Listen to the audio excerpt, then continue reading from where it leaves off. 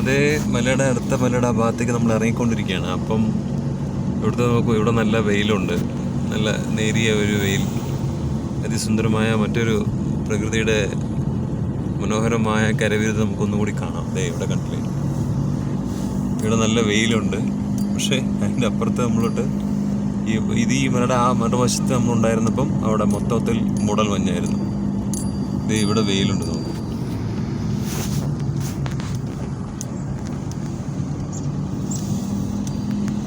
പ്രകൃതി രമണീയതയുടെ മനോഹരമായൊരു കാഴ്ചയാണ്. ആ മലയുടെ മുകളിൽ നിന്നാണ് നമ്മളിപ്പോൾ ഇറങ്ങി വന്നിരിക്കുകയാണ്, അങ്ങനെ കറങ്ങിയിട്ട്.